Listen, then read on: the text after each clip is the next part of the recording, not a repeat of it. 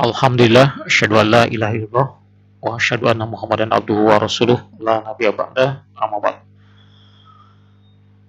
Para santri kelas 8 sanawiyah, alhamdulillah pada hari ini kita kembali bisa melanjutkan pelajaran fikih untuk kelas 8. Baik, pelajaran fikih pada hari ini kita akan membahas atau mengungkap hadis-hadis terkait dengan perintah untuk menyempurnakan wudhu.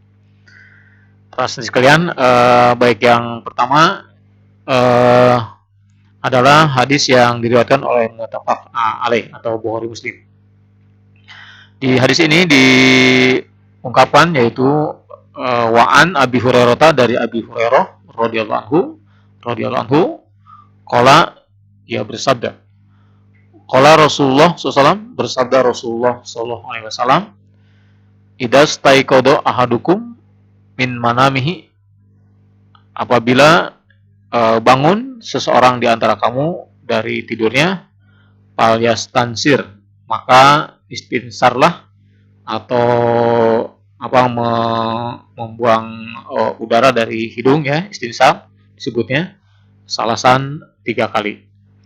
Fa inna syaitona, karena sesungguhnya setan itu yabitu bermalam ala khaisumihi, di daerah lubang hidungnya. Baik, ini Nabi mengingatkan kepada kita supaya ya bangun tidur tidak langsung buru-buru berwudu itu, atau buru-buru langsung menyentuh air yang hendak kita gunakan untuk berwudu. Tapi Nabi menganjurkan di mana kita bangun tidur ya istinsar terlebih dahulu, gitu ya, yaitu menyingsingkan hidung, yaitu salasan 3 kali. Nah, menurut Nabi katanya ya karena setan ya bermalam di situ di hidung. Mungkin ini maksudnya ya di situ terdapat ya kotoran-kotoran yang memang harus dibersihkan terlebih dahulu. Baik, jadi terkait untuk pelaksanaan wudhu, nah sebelum kita melaksanakan wudhu atau menyempurnakan wudhu, nah apabila sebelumnya kita dalam kondisi tidur, maka ingatlah ya bangun tidur untuk melakukan istinsar terlebih dahulu. Baik, ini yang pertama. Jadi terkait dengan wudhu, ini maksudnya tadi ya, gitu. Jadi untuk orang yang bangun tidur tidak langsung terburu-buru yang mengambil air wudhu.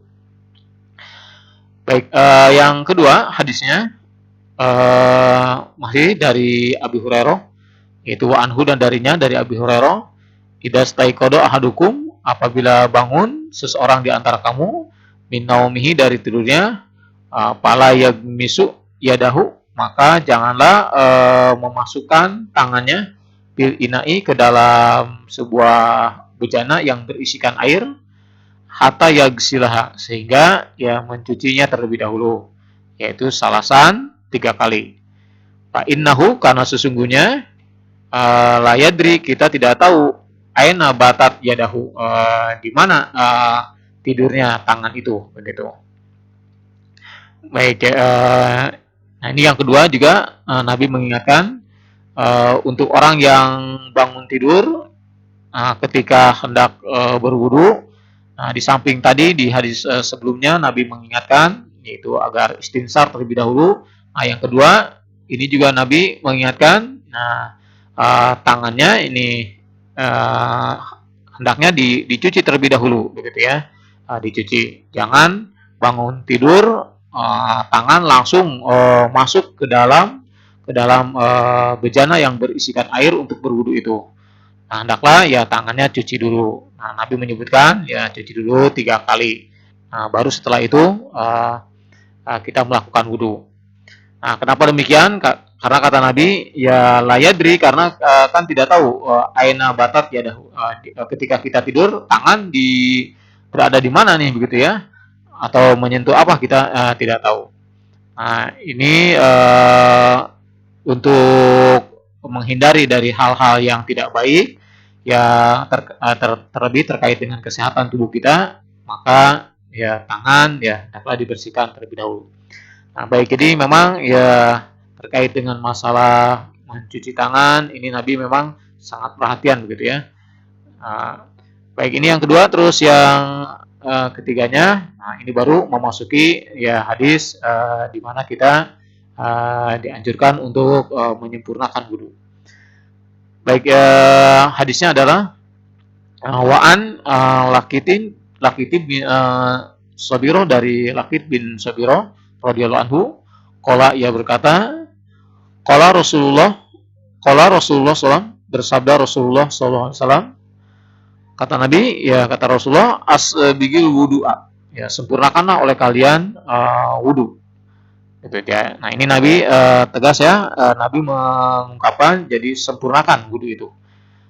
Maksudnya di sini ya anggota-anggota wudhu yang dijelaskan di hadis sebelumnya terkait dengan pelaksanaan wudhu. Nah, anggota wudhu itu harus dicuci, harus diusap, yaitu dengan sempurna. Jadi anggota wudhu yang sudah ditentukan ini harus terbasuh dan tercuci dengan baik. Sebab kalau ada anggota wudhu yang tidak sempurna mencucinya, maka ini bisa menyebabkan seseorang tersebut menjadi berdosa atau menjadi terancam masuk neraka.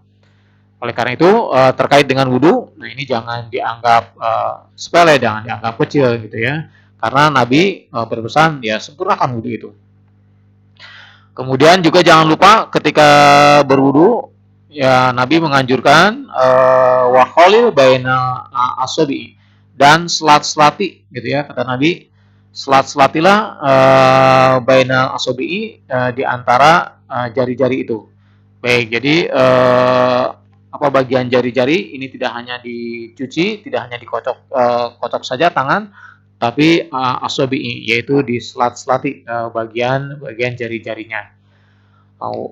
Kemudian juga wabalik, selanjutnya kata Nabi, wabalik ke istinsak, dan juga bersungguh-sungguhlah ketika istinsak. Istinsak yaitu menghirup air ke hidung.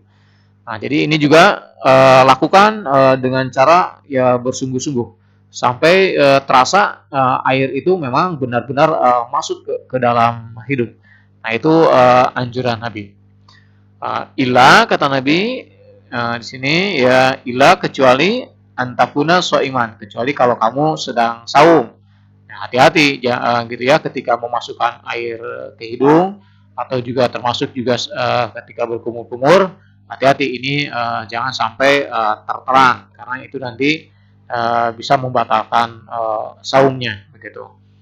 Baik, jadi di sini Nabi ya sangat menganjurkan, jadi di samping mengingatkan supaya wudhu dilakukan dengan sempurna, kemudian juga bagian-bagian anggota wudhu, nah ini juga dicuci, dibersihkan dengan rata, dengan baik, sampai Nabi mengingatkan ya bagian jari diselat-selati, kemudian istinsak ini dengan benar, dengan baik, benar-benar terasa air ketika dimasukkan ke hidung, gitu ya.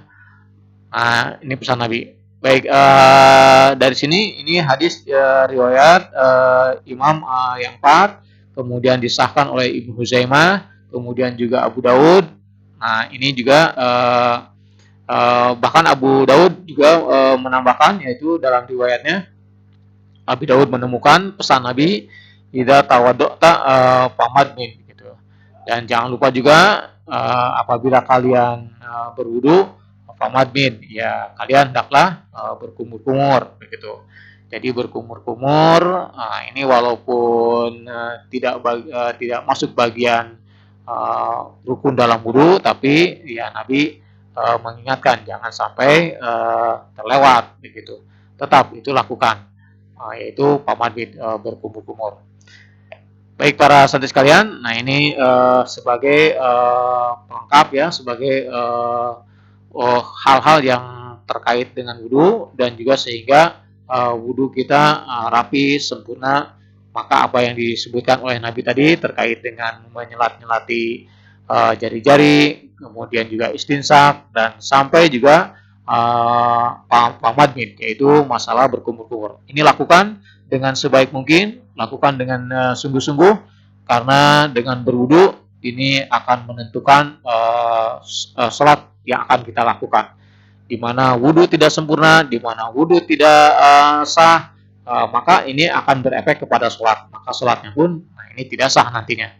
Nah, karena wudu ini merupakan bagian dari syarat sahnya sholat, oleh karena itu, Nabi di sini berpesan, sempurnakan oleh kamu wudu.